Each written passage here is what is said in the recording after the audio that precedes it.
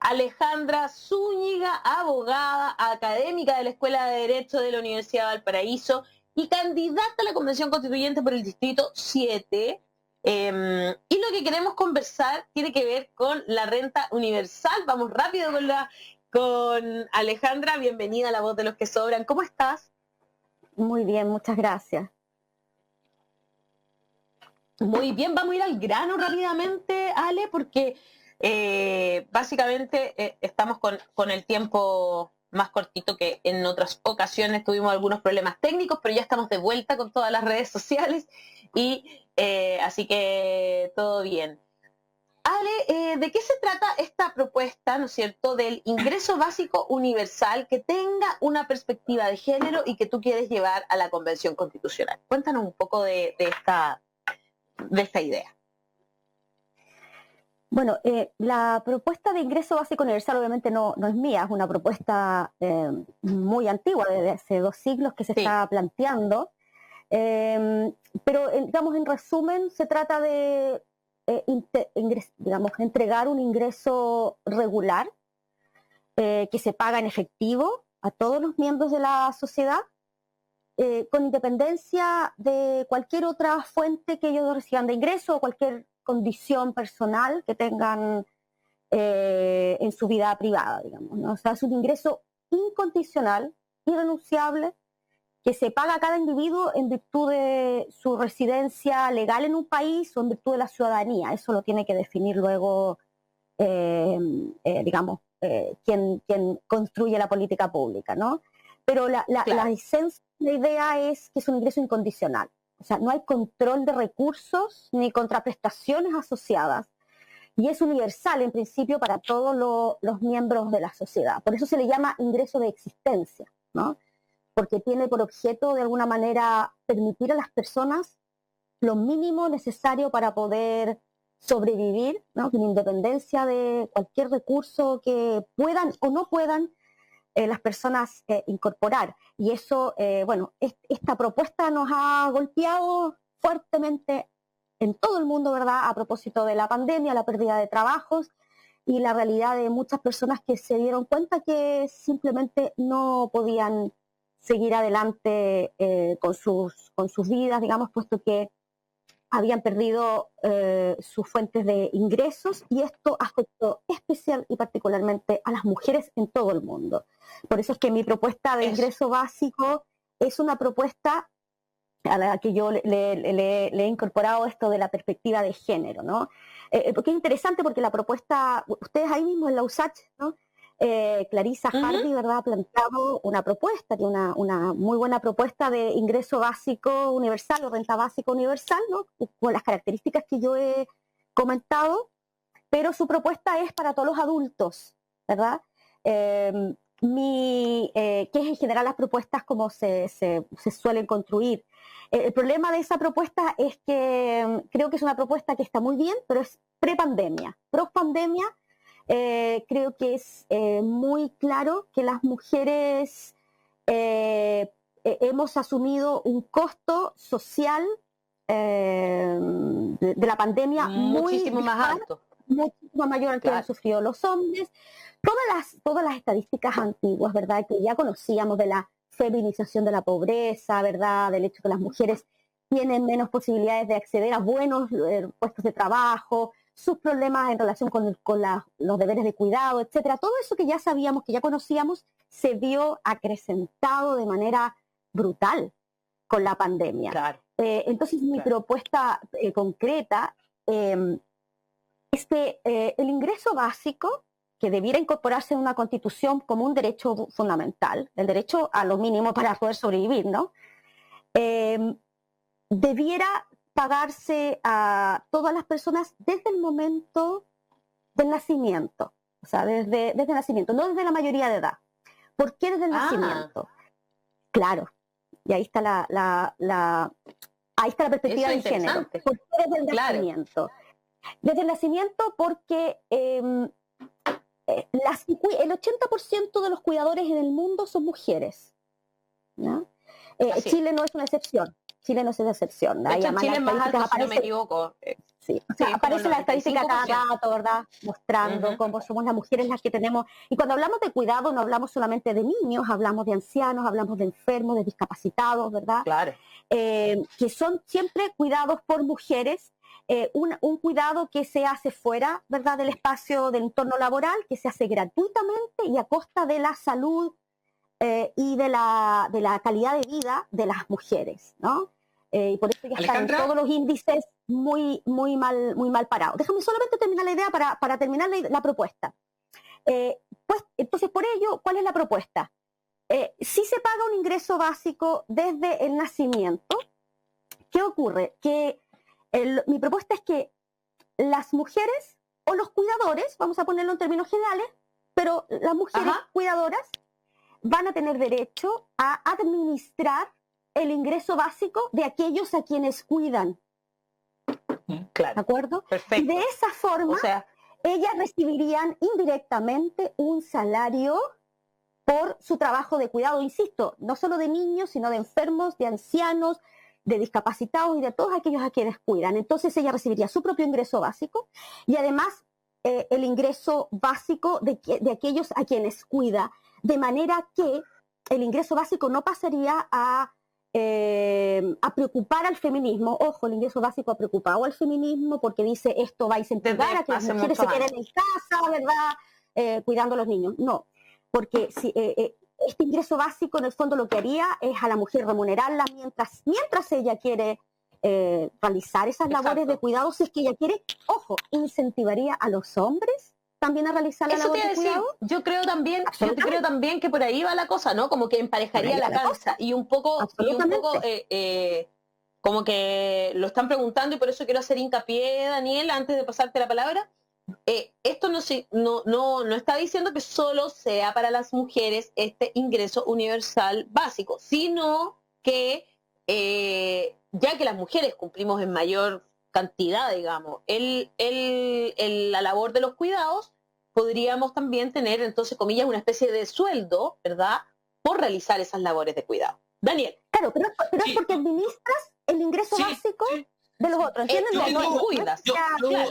¿entiendes? Colega Zúñiga, doña Alejandra, de partida estoy absolutamente de acuerdo, pero sujeto a 3 preguntas que te voy a hacer. Estoy de acuerdo, pero sujeto a 3 preguntas que están concatenadas, así que no son grandes. 1, la entrega al Estado. 2, ¿hay otras experiencias en el mundo? 3, ¿cómo se financia? 1, la entrega al Estado o no. ¿Hay otras experiencias de esto en el mundo? ¿Cómo se financia? Eso. Sí. Bueno, esas son las preguntas que hay que hacerse, está muy bien, ahí te las agradezco. Esas son las preguntas que hay que hacerse porque claro, estamos hablando de una propuesta que es sumamente rupturista, porque estamos hablando de una propuesta que está por primera vez en la historia diciendo que para poder sobrevivir no es necesario trabajar, no es imprescindible trabajar, es decir, ojo, trabajar remuneradamente en el mercado, ¿entiendes? Porque eso de decir que las mujeres no trabajamos, dan ganas, ¿verdad?, de matar al que dice eso, lo sabemos. Es hacer, digamos, que el trabajo no sea condición para poder sobrevivir, ¿no? Entonces se dividen, se separan, ¿verdad?, estas dos figuras que han estado históricamente unidas, y el que no trabaja no tiene derecho a comer, vamos, un poco esa es la idea que siempre ha habido. Ahora, es importante, ¿cuáles son la idea del ingreso básico, ¿no? Y aquí viene directamente la respuesta a la pregunta que me hace Daniel. Puesto que el ingreso básico, la propuesta es de un ingreso individual, universal e incondicional, lo que hace esta propuesta es olvidarse de las políticas que existen en la actualidad, no solo en Chile, sino en todos los países del mundo, de evaluación de los medios económicos de las personas para efecto de recibir distintos subsidios. ¿Ya? Existen, como sabemos, ¿verdad?, en la actualidad distintos subsidios que otorgan a las familias o a personas que están bajo un hipotético umbral de pobreza, distintos recursos para poder sobrevivir, ¿no? Ahora, esos subsidios, esas transferencias que se entregan a las personas son muy caras, hay que decir, ¿ya? Es decir, pensemos fija de protección CAS, la ficha de protección social, registro social de hogares, son todos herramientas de focalización que seleccionan a las personas según sus características socioeconómicas y que de alguna forma las hacen además competir con la pobreza. Eso es sumamente perjudicial desde un punto de vista de la dignidad de las personas, ¿verdad? Las humillan, hay una especie de política de humillación permanente donde les están diciendo usted no es capaz de sobrevivir y tiene que probarme que usted requiere, digamos, esto. Esa es una política... O sea, necesitas ayuda y además tienes que probar que necesitas ayuda, lo cual es absolutamente... Tienes que probar, yo digo, sumamente... Bueno, todos quienes trabajan, yo permanentemente estoy en contacto con personas que trabajan en este sistema, ¿no? Y me dicen, digamos, son políticas onerosas en su implementación, no solo comprometen recursos de la administración central, sino de todos los gobiernos regionales, o sea, los municipios, tienen todos convenios con el Estado para efectos de poder llevar adelante este sistema, que es un proceso administrativo, burocrático, ineficaz, sumamente injusto, donde lo que se hace en el fondo es calificar y catalogar a las personas como aquellos que no pueden sobrevivir por sí mismos, que no pueden subsistir por sí mismos, ¿verdad? Y son los que ya conocemos, registro social de hogares para personas en situación de calle, el FUAS en educación, vivienda, ficha básica de emergencia, etc. ¿Qué hace el IBU? El IBU rompe con todo esto. El IBU ya no necesita hacer todo ese tipo de evaluaciones, porque el IBU se entrega a todas las personas. Y eso es súper importante, porque primero nos vamos a ahorrar todo ese aparato estatal gigantesco, ¿verdad?, que ya no va a ser necesario, puesto que esta es una política que implica no hacer evaluación de ingresos, ¿de acuerdo? Es una política, por tanto, que permite superar esta humillación que viven las personas, ¿no?, que recibir, que tener que competir por recursos del Estado, porque no hay nada de humillante, en verdad, en recibir unos beneficios que se le dan a todos los ciudadanos. Ya los mecanismos actuales, o sea, si todos lo reciben, no hay nada de humillante, efectivamente. Entonces, esto permite aumentar la autoestima de las personas y eliminamos este estigma, ¿no?, que compromete mucho la dignidad de las personas. Ahora, ¿cómo se financia esto? Y esto es importante. Hay muchas formas de financiar el ingreso básico. En general, los ingresos básicos se financian con impuestos y se financia también con recursos, como ocurre con el ingreso básico que existe en Alaska desde hace un siglo ya, que se financia con los recursos, los dividendos de producción de propiedades públicas, en el caso de Alaska del petróleo, ¿no? Esto permite entonces hacer transferencias que van a también, cómo se financia también va a depender de del qué ingreso básico estamos hablando, porque el ingreso puede ser muy mínimo o puede ir subiendo, puede ser un poco más alto, y dependiendo de eso obviamente va a ser el costo para el Estado.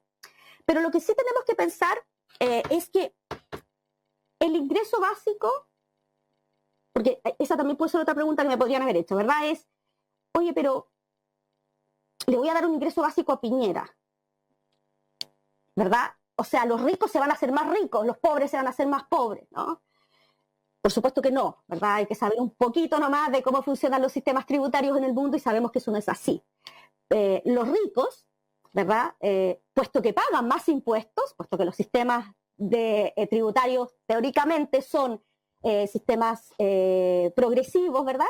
Entonces, lo que van a hacer es que Piñera va a devolver su ingreso básico, evidentemente con los impuestos que paga, pero además va a financiar el ingreso básico de muchos ciudadanos que no tienen con qué financiar.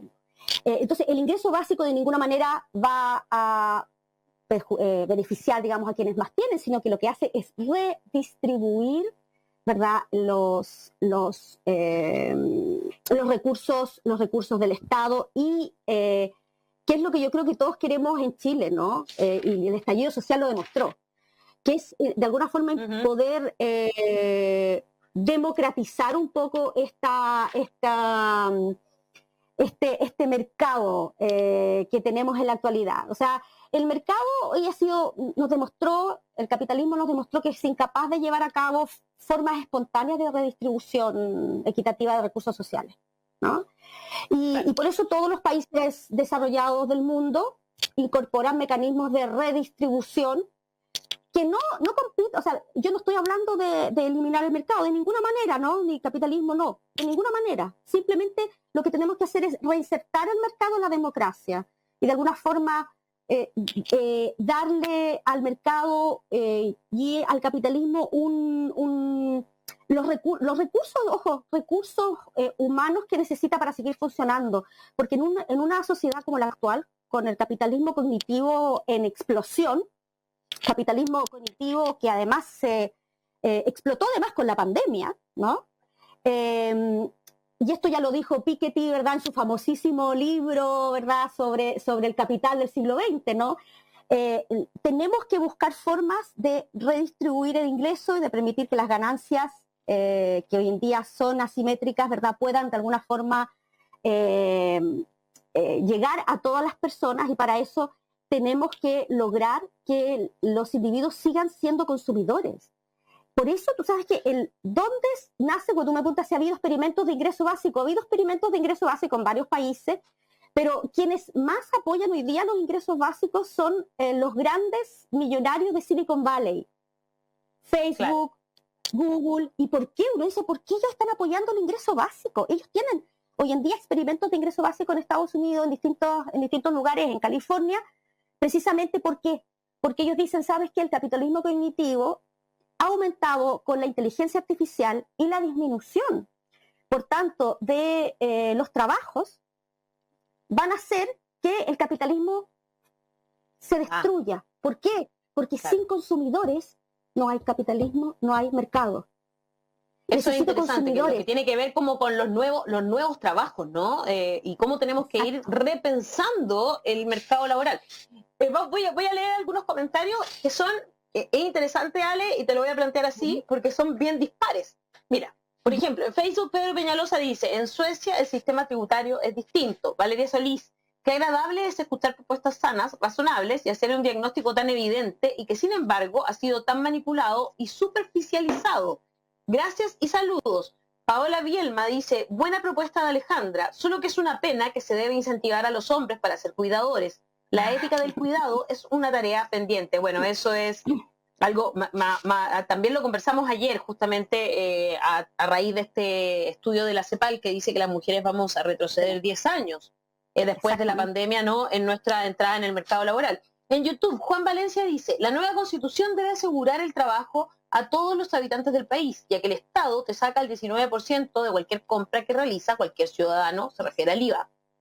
Oye, y lo que sí, también hay otros comentarios que dicen que esto solamente es humo, que de dónde vamos a sacar el dinero, ¿verdad?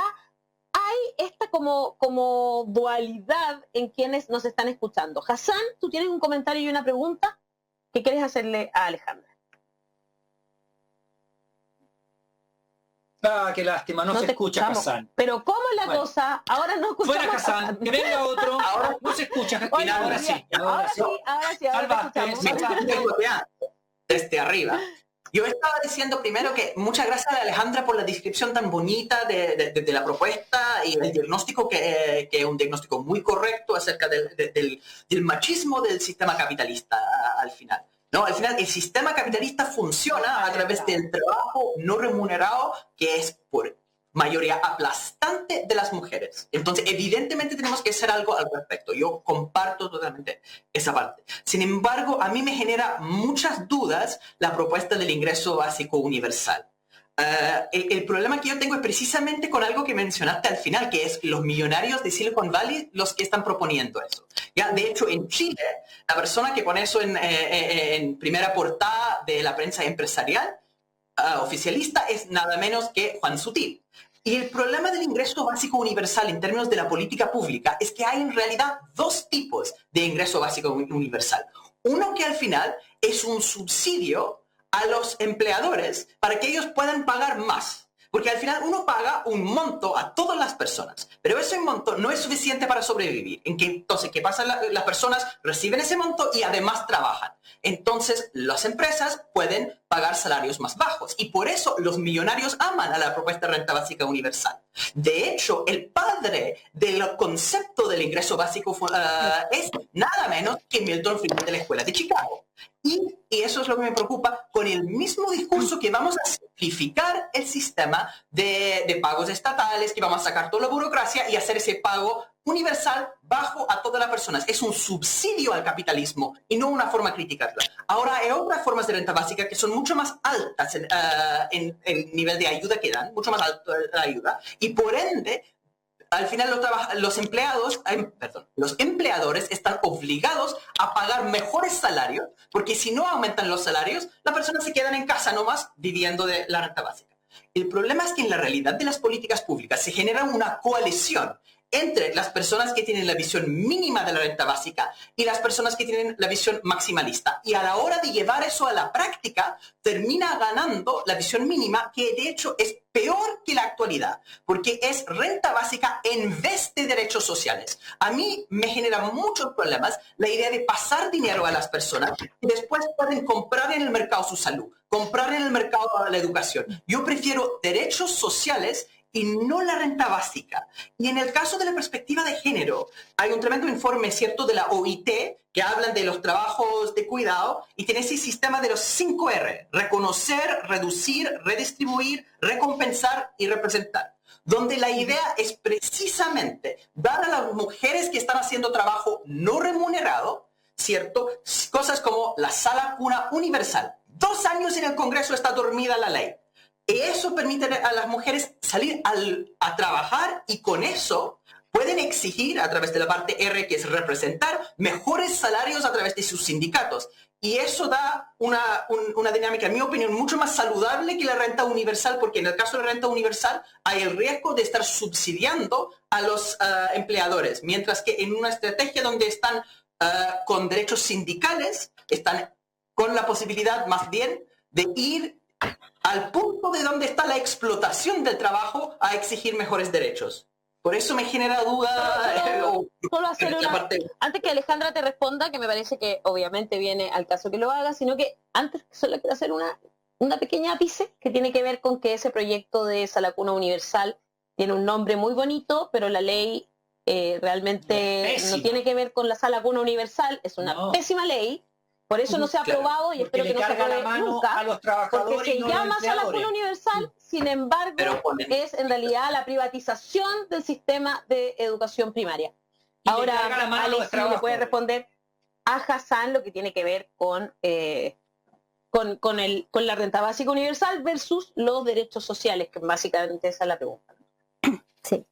Bueno, agradezco mucho la pregunta. Estás informadísimo, Hassan. Muy bien. Como siempre. No, es fantástico, o sea, realmente excelente. A ver, hay que tener clara la diferencia entre ingreso básico y otras propuestas que se parecen al ingreso básico universal, pero que no son propuestas de ingreso básico universal. De entrada, cualquier propuesta que relacione el ingreso básico con el trabajo, ¿no?, remunerado, no es la propuesta de ingreso básico clásica que yo estoy defendiendo. Insisto, la propuesta de ingreso básico no tiene ninguna relación con lo que es el trabajo y por tanto no inmiscuye de alguna manera a los eventuales empleadores, sino que directamente al Estado, que es quien tiene que de alguna forma financiar este ingreso básico. Entiendo lo que dices tú, Hassan, respecto de que el ingreso básico lo que hace de alguna forma es combatir lo que se llama la trampa del desempleo, ¿no? ¿Cuál es la famosa trampa del desempleo? Que en la actualidad la gente, como tiene que sobrevivir de alguna manera, acepta cualquier tipo de trabajo, trabajos indignos, trabajos en condiciones, ¿verdad?, precarias, que en otras circunstancias de ninguna forma aceptarían, pero no tienen alternativa y por tanto tienen que hacerlo. ¿Qué ocurre? Que con un ingreso básico, ¿verdad?, efectivamente los trabajos, los empleos tienen que cumplir requisitos mínimos hagan que valga la pena, ¿verdad?, salir al mundo laboral en vez de quedarse en la casa, ¿no? Entonces, esto le da libertad a las personas, a los individuos, ¿verdad?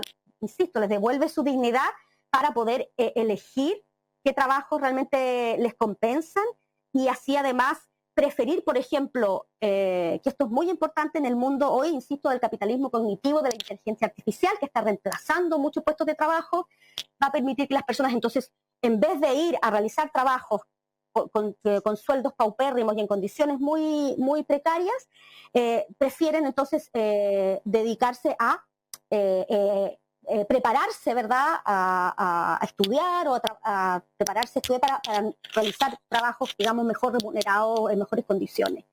Entonces, esta trampa al desempleo de alguna forma se supera con esto del ingreso básico. El ingreso básico, insisto, es incondicional y por tanto no está relacionado con el trabajo y por eso es que hay muchos otros tipos de situaciones que parecen ser equivalentes, como el impuesto negativo al ingreso, o que eso fue planteado por Velasco hace un tiempo, ¿verdad?, que planteó algo similar a esto del ingreso básico, pero en verdad no son realmente los ingresos básicos. Otra cosa sí súper importante, de ninguna manera, evidentemente, el ingreso básico, quienes planteamos la idea de ingreso básico, supone reemplazar los servicios de salud, educación gratuita y otro tipo de beneficios, ¿verdad?, sociales que son absolutamente prescindibles. Es decir, de ninguna manera. De hecho, los estados de bienestar, donde ya se han iniciado algunos proyectos de ingreso básico, algunos experimentos de ingreso básico, de ninguna forma eso implica que la persona va a dejar de recibir atención sanitaria y educativa gratuita entregada por el Estado, porque eso, como tú bien dices, implicaría evidentemente al final traspasarle todo de nuevo a los privados y obligar a la gente finalmente a gastar esto, que son recursos, ojo, estos son recursos para poder comer, son recursos para poder vestirse, son recursos para poder pagar la luz, son recursos, ¿verdad?, para lo mínimo indispensable para sobrevivir. Todo aquello que con la pandemia, ¿verdad?, nos mostró que gran parte de los chilenos no tienen, ¿no? Eso es lo que nos mostró la pandemia. Y por eso es que está tan de moda, entre comillas, estilo. Ahora, lo de Silicon Valley, yo no estoy de acuerdo con la visión, ¿no? Lo que ocurre en Silicon Valley, y esto yo lo he visto, digamos, porque es lo que está en la base de las propuestas que se han hecho allá, el objetivo de ellos es adelantarse a la catástrofe que dicen va a generarse y que la pandemia ha acelerado con lo que es la inteligencia artificial. ¿No? No solo el capitalismo cognitivo, sino que la inteligencia artificial. La inteligencia artificial está significando el reemplazo de trabajadores a una velocidad sin precedentes por máquinas. Si reemplazamos a los trabajadores por máquinas, efectivamente van a quedar una gran cantidad de desempleados, ¿ya? El problema es que las máquinas no compran. Las máquinas no compran, ¿verdad? Las máquinas no van al mall, ¿verdad? Entonces, de nuevo, el capitalismo puede autodestruirse debido a estos mecanismos, a la inteligencia artificial y a lo que es el capitalismo cognitivo, que de alguna forma además tiende a concentrar los ingresos en quienes son los dueños del conocimiento. Ale, tenemos que ir cerrando ya el programa. Yo encuentro que es súper, o sea, aquí hay pero muchísimo que conversar, para hablar. También tiene mucho que ver con todo lo que tú estás planteando, ¿verdad?, de la inteligencia artificial, tiene que ver con la brecha digital, con lo que está pasando, ¿no es cierto? Bueno, se conversó mucho en su momento con lo que estaba pasando en Walmart, que iban a reemplazar a todas las cajeras, justamente me acuerdo perfecto de eso. Ya hay lugares donde uno va y hay cajas que son, ¿no es cierto?, que no hay personas, ¿verdad? Incluso ya hay series norteamericanas donde ese tipo de situaciones, digamos, son como chistes, como que la gente va tratando de pasar las cosas y no puede. Es como ya ya estamos llegando ya, o sea, hay otros países donde esto ya lleva mucho más tiempo y acá parece que nos tuviéramos, no lo hemos conversado, no hemos avanzado en este tema. Y creo que es importantísimo y por supuesto que tiene que estar, porque no podemos pensar el mundo sin pensar en lo que tú estabas hablando de los nuevos trabajos, ¿no es cierto? cuáles son las materias en las que vamos a preparar a nuestros niños, niñas y adolescentes.